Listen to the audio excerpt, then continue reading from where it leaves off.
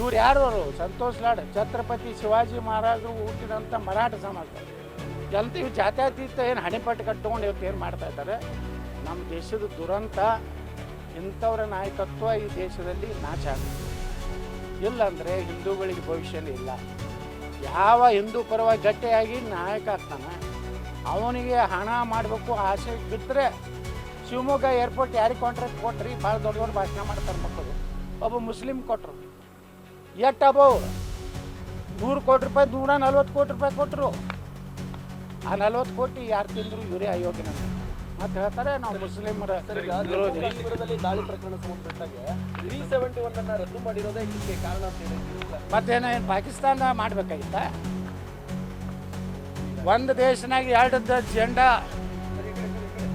ಭಾರತ ಧ್ವಜ ಒಂದು ಬೇರೆ, ಕಾಶ್ಮೀರದ ಒಂದು ಧ್ವಜ ಬೇರೆ.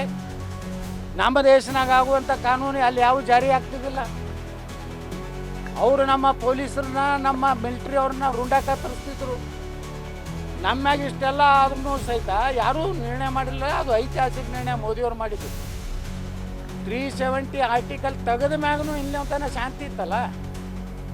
ಈಗ ಕೇಳ್ತಾ ಇದೆ ಅಂದರೆ ಹತಾಶೆ ಆಗ್ಯಾರ. ಕೊನೆಯದು ಪಾಕಿಸ್ತಾನಕ್ಕೆ ಏನಾಗಿದೆ, ಇನ್ನು ನಮ್ಮ ಭವಿಷ್ಯ ಎಲ್ಲ ಕಾಶ್ಮೀರ್ನಾಗ. ಯಾಕಂದ್ರೆ ಡೆವಲಪ್ಮೆಂಟ್ ಸಿಕ್ಕಾಪಟ್ಟೆ ಮಾಡಿದ್ರು ಮೋದಿಯವರು. ಇನ್ನು ಎಂದೂ ಭಾರತದಿಂದ ಪಾಕಿಸ್ತಾನ ಏನು ಕಾಶ್ಮೀರ ವಾಪಸ್ ತಗೋದು ಆಗೋದಿಲ್ಲ ಅನ್ನೋದು ಭಯ.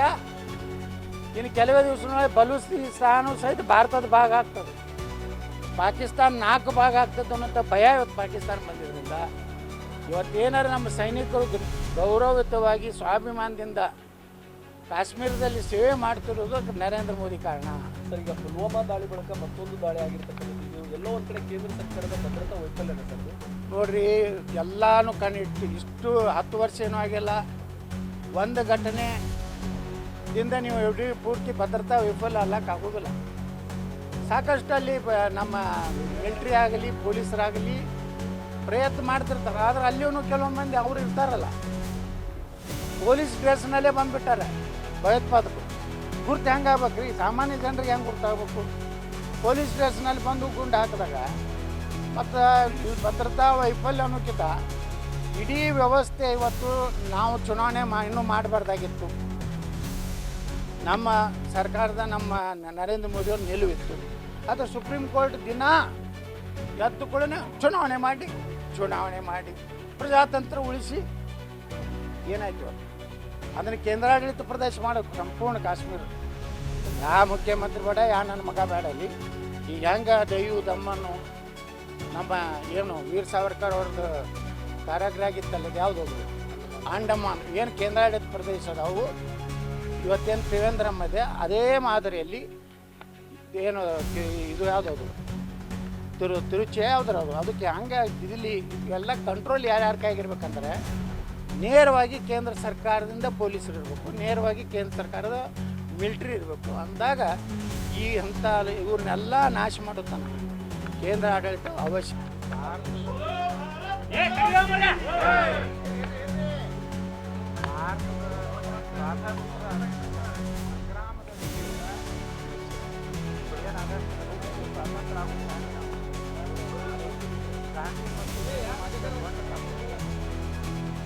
ಬಾಬಾ ಸಾಹೇಬ್ ಅಂಬೇಡ್ಕರ್ ಅವರು ಭಾಳ ಸ್ಪಷ್ಟವಾಗಿ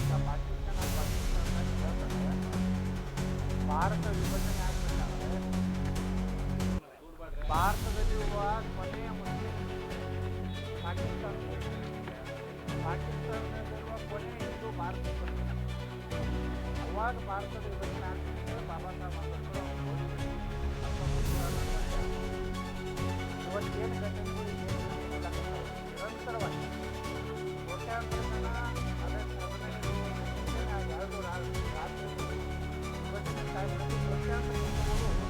ರೈಲ್ವೆ ಹಳಿಯಲ್ಲಿ ಸಿಕ್ಕು ಸಹ ನಮ್ಮ ಜೀವನ.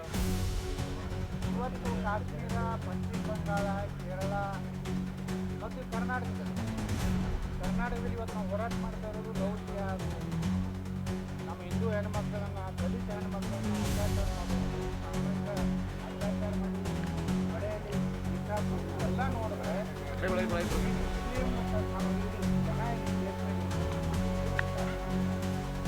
ಇವರು ದೇಶ ಹೇಳಿದ್ದಾರೆ ಇಸ್ಲಾಮದಲ್ಲಿ ಮತ್ತು ಇನ್ನೊಬ್ಬ ಧರ್ಮವನ್ನು ರೋಗದ ತಿಳುವಂಥ ಆ ಪುರಾಣದಾಗೆ ಬರ್ತಲ್ಲ. ಮತ್ತು ಅವರು ಎಲ್ಲ ಕಾಪಿರ್ತಾರೆ.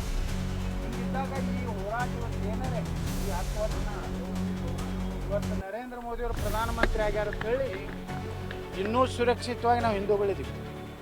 ಇಲ್ಲಾಂದ್ರೆ ಇದೇ ಹುಚ್ಚ ರಾಹುಲ್ ಗಾಂಧಿ ಅಂತ ಸಿದ್ದರಾಮಯ್ಯ ಅಂತವ್ರು ಏನಾದರೂ ಈ ದೇಶದ ನೇತೃತ್ವ ತಗೊಂಡ್ರೆ ಹಿಂದೂಗಳು ಭವಿಷ್ಯನೇ ಇಲ್ಲ, ಹಿಂದೂಗಳ ಸರ್ವನಾಶ ಆಗ್ತದೆ. ಈಗಾದರೂ ಹಿಂದೂಗಳು ಜಾತಿ ಮತ ಎಲ್ಲ ಬಿಟ್ಟು ನಾವೆಲ್ಲ ಹಿಂದೂಗಳು.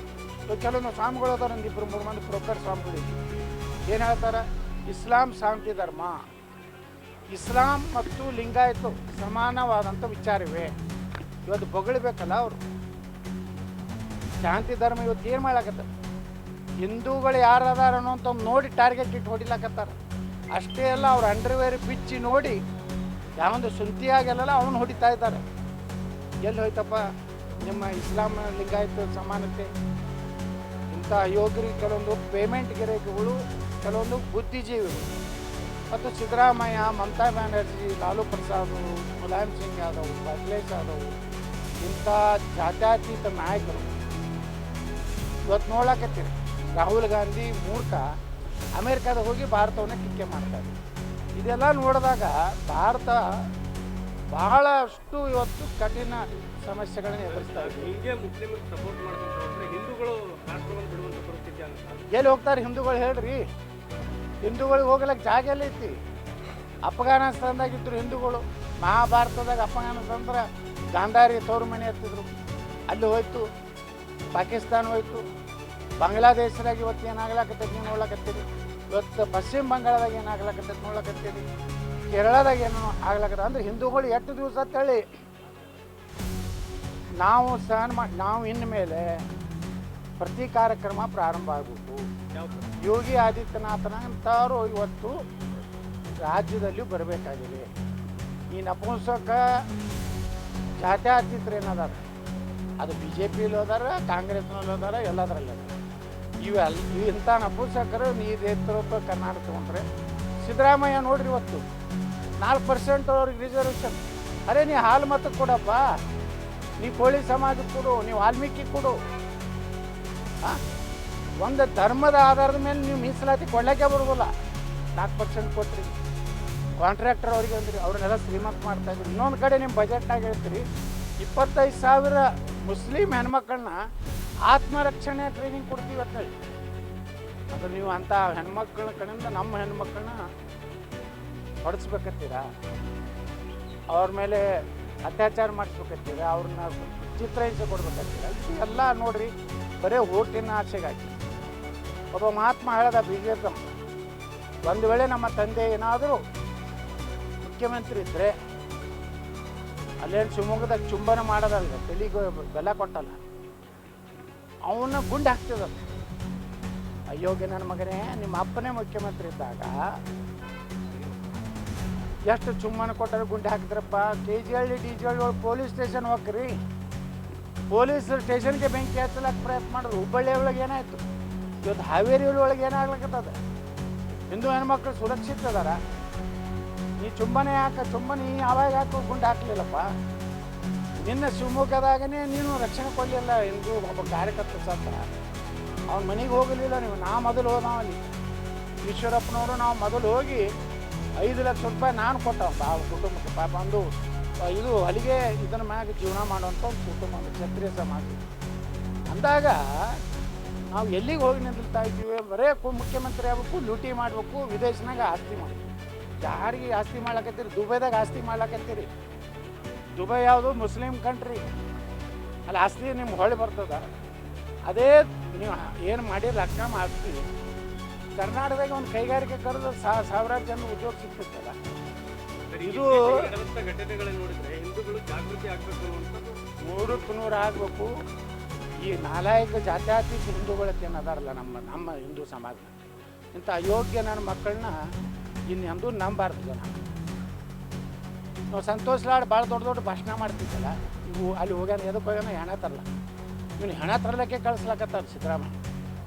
ಹಾಂ ಏನು ಮಾತಾಡ್ತಾರೆ ನಾವು? ಸಂತೋಷ್ ಲಾಡ್ ಬಾಯಿಗೆ ಬಂದಂಗೆ ಮೋದಿಯವ್ರಿಗೆ ಬೈತಾರೆ. BJPಗೆ ಬೈತಾರೆ, ಹಿಂದೂ ನಾಯಕರಿಗೆ ಬೈತಾರೆ. ಇವ್ರು ಯಾರು ಅವರು? ಸಂತೋಷ್ ಲಾಡ್, ಛತ್ರಪತಿ ಶಿವಾಜಿ ಮಹಾರಾಜರು ಹುಟ್ಟಿದಂಥ ಮರಾಠ ಸಮಾಜ. ಜನತೆ ಇವು ಜಾತ್ಯತೀತ ಏನು ಹಣಿಪಟ್ಟು ಕಟ್ಕೊಂಡು ಇವ್ರು ಏನು ಮಾಡ್ತಾ ಇದ್ದಾರೆ? ನಮ್ಮ ದೇಶದ ದುರಂತ, ಇಂಥವ್ರ ನಾಯಕತ್ವ ಈ ದೇಶದಲ್ಲಿ ನಾಚ ಆಗಿದೆ.